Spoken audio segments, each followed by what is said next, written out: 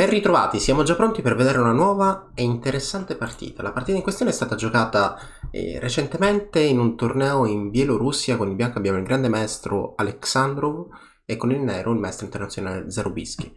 La partita è iniziata così, quindi cavallo F3 alla prima mossa, il bianco ancora non vuol far capire cosa voglia fare perché cavallo F3 chiaramente dà la possibilità al bianco di rientrare in tante varianti dopo D5 e dopo D5 il bianco decide di giocare 3. E 3 anche questa è senz'altro una mossa elastica, dopo la quale, dopo cavallo F6 segue C4 e qui potremmo dire che siamo rientrati in schemi stile inglese. Stile apertura inglese, dove il bianco magari vuole cercare di giocare B3 alfiere B2 per fare un fianchetto, o chissà anche in alcune varianti potrebbe anche avere l'idea di giocare G3 alfiere G2, quindi creare due fianchetti. Dopo C6 del nero, il bianco cambia totalmente idea, gioca prima cavallo C3, quindi G6 del bianco e a questo punto decide di giocare D4. D4 chiaramente riporta un'apertura a una posizione molto più classica, è come se fosse, diciamo, se dessimo importanza a questa struttura pedonale, è come se stessimo giocando un'apertura slava dove la mossa G6 del nero magari non è considerata tra le principali, perché prima o poi una reazione tipica del nero con queste strutture è cercare di avanzare il pedone fino ai 5 oppure portarlo e mantenerlo in E6 per sostenere la catena pedonale, ma questa è una considerazione che vedremo un po' più avanti. Il problema di mettere il fianchetto, di creare un fianchetto e poi spingere il pedone è che probabilmente in quel momento si creeranno tante case deboli ed effettivamente in partita andrà così. Quindi alfiere G7, alfiere D3, arrocco per entrambi e a questo punto alfiere G4. L'alfiere quando lascia il lato di regina ovviamente dà sempre al bianco quell'idea di puntare sul punto B7 perché il punto B7 adesso non è più difeso, ma il bianco decide di giocare H3. H3 è una mossa molto, molto logica, stiamo interrogando l'alfiere, qualcuno magari sorriderà perché ho detto interrogare l'alfiere, però è una di quelle mosse che si dice appunto interrogo l'alfiere, cerco di capire cosa voglia fare il mio avversario e chiaramente qui per giustificare la mossa di alfiere non resta altro al nero che cambiarlo sul cavallo e così avviene e quindi il bianco migliora la posizione portando la torre in D1 e adesso vediamo il problema che avevo annunciato prima. Nel momento in cui il nero gioca E6 per sostenere il centro, perché chiaramente al nero in questo tipo di posizione serve una reazione immediata, serve cercare di reagire quanto prima magari attraverso la spinta del pedone in C5 o chissà in alcune varianti con la spinta del pedone in E5. Il problema è che quando ha creato il fianchetto decide quindi di spingere il pedone in E6, è evidente anche a prima vista che le case nere si sono indebolite parecchio. E allora se le case nere si sono indebolite non resta altro che aprire la posizione, quindi pedone per E4 e qui la mossa difficile del giocatore del grande maestro bielorusso. Chiaramente cavallo per E4 sembra la mossa più naturale, però ovviamente c'è questa controindicazione, il pedone centrale non è difeso. Dico una mossa più particolare perché prendere di alfiere. Solitamente qualcuno dirà ok, però dare la coppia degli alfieri così facilmente, soprattutto quando siamo all'inizio della partita, potrebbe essere controproducente, ma in realtà l'idea del bianco è quest'altra. E in partita non ha continuato con cavallo per E4, però in caso di cavallo per E4 di continuazioni interessanti già ne vedo due. Una potrebbe essere riprendere con il cavallo, è chiaro che il pedone D4 non è difeso da nessuno, quindi potrebbe comunque seguire la cattura dell'alfiere e a questo punto le case nere del nero che erano così deboli magari si possono attaccare rapidamente con un alfiere G5. L'alfiere attacca la regina, F6 sembra una mossa naturale, però non funziona perché l'alfiere nero al centro è inchiodato e allora a questo punto una semplice alfiere per F6 crea un doppio attacco o anche cavallo per F6 se vogliamo essere senz'altro più creativi, quindi questa posizione il bianco guadagnerà senz'altro materiale.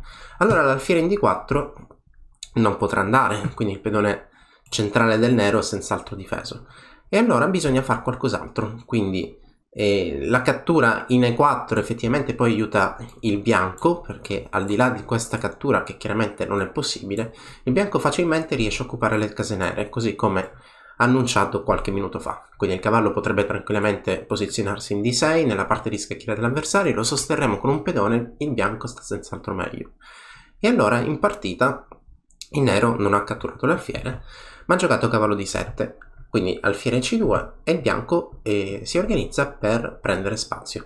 E5 è la reazione necessaria per il nero è a corto di spazio, quindi deve cercare di reagire in qualche modo, quindi in questa posizione decide di reagire con E5, ma il bianco solitamente ha una reazione centrale e cerca di conquistare spazio attraverso la spinta del pedone D.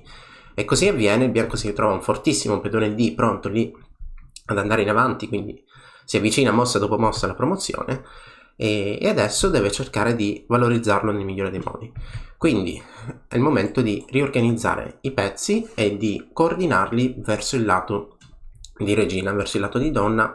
Quindi regina 2 attacca il pedone in B5, difesa, A4 per aprire la diagonale, chiaramente c'è una minaccia immediata sul cavallo, il cavallo si sposterà, e a questo punto i pezzi del bianco direi che è evidente che si sono organizzati per andare facilmente alla conquista di spazio del lato di donna, perché questo pedone in A5 effettivamente lì toglie spazio, sostiene il pedone D6, la torre, che chiaramente prima o poi cercherà di portare questo pedone in D7.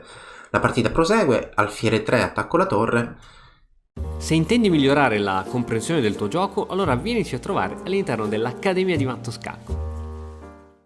E non c'è di meglio che catturare il pedone. In caso di ritirata chiaramente c'è sempre da fare attenzione a questa mossa. E adesso si svela anche un'altra idea di portare il pedone A così in avanti, perché dopo cavallo per D7, alfiere A4 cercando di sfruttare l'inchiodatura potrebbe essere un'altra idea della posizione. E adesso la situazione spiacevole è che se difendesse il cavallo con la torre arriverà anche questa, quindi coppia degli alfieri che si coordina rapidamente, e qui il bianco guadagna del materiale.